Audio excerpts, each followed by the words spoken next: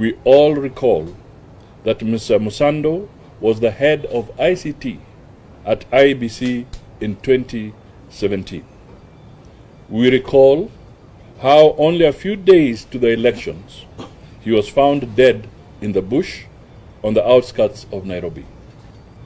His badly mutilated body showed that he had been tortured and subjected to untold pain before being killed. Is a similar scheme at work again, ahead of this year's voting.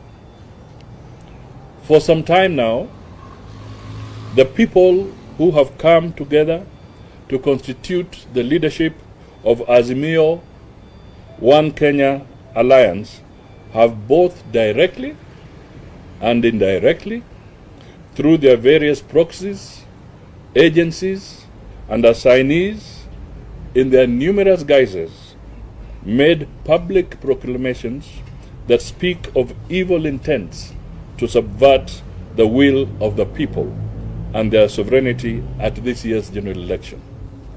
They have spoken of a smoky deep state, of an amorphous system.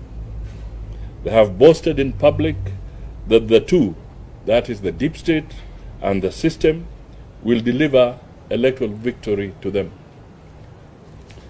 They have also boasted in the open not about how the people are with them, but rather about how they will employ state office, power, and machinery to win the election. Is this intimidation of election officials part of what they have been cynically talking about? Is President Uhuru Kenyatta happy that he is managing his Azimio project democratically through arbitrary arrests, harassment, and intimidation of election officials?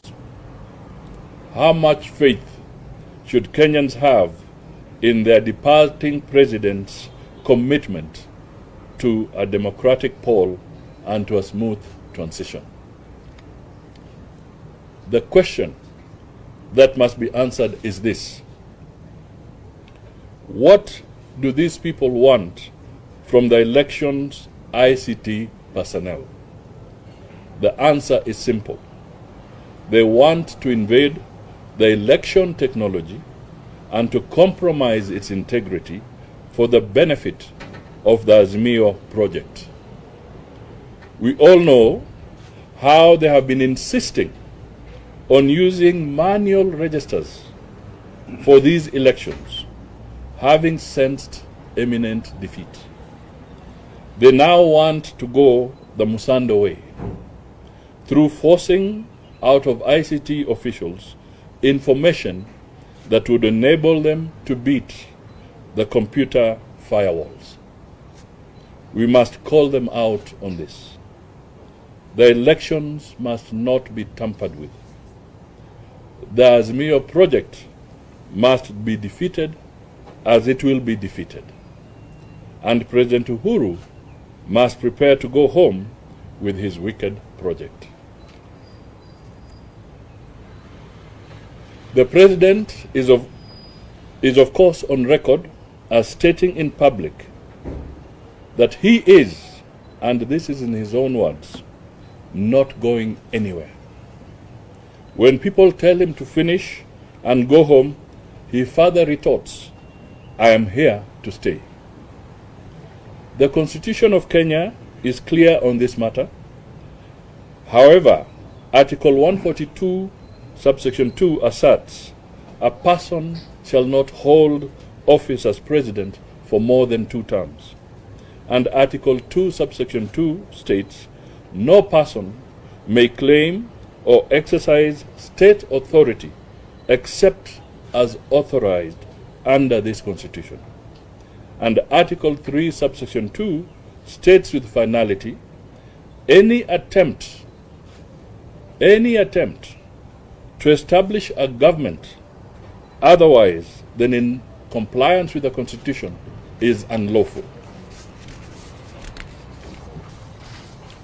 Whether President Uhuru Kenyatta schemes to stay on in another guise after the expiry of his term, exercising state authority, or whether he purposes to intimidate election officials to give electoral victory to his Azimio project, he is clearly in breach of the Constitution. The President is proving to be the one foremost impediment to a democratic, free and fair election. We urge him to respect the sovereignty and supremacy of the people and the sanctity of their will as expressed through democratic elections.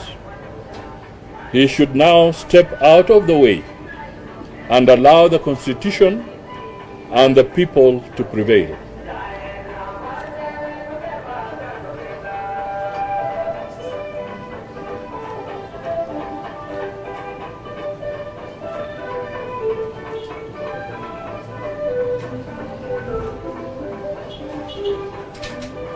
We also urge the President and his cabinet to distance themselves from other and publicizing of falsified opinion polls on the forthcoming elections.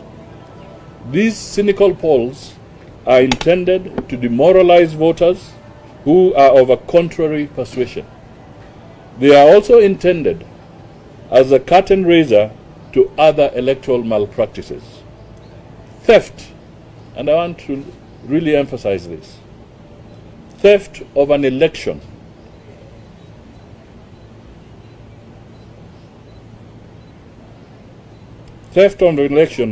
by the government is theft that is the worst of any crimes that people can commit. It is theft of their sovereignty. And when someone has stolen the people's government and their will, he is ready to commit every other crime in the world. We urge the President to distance himself from these acts.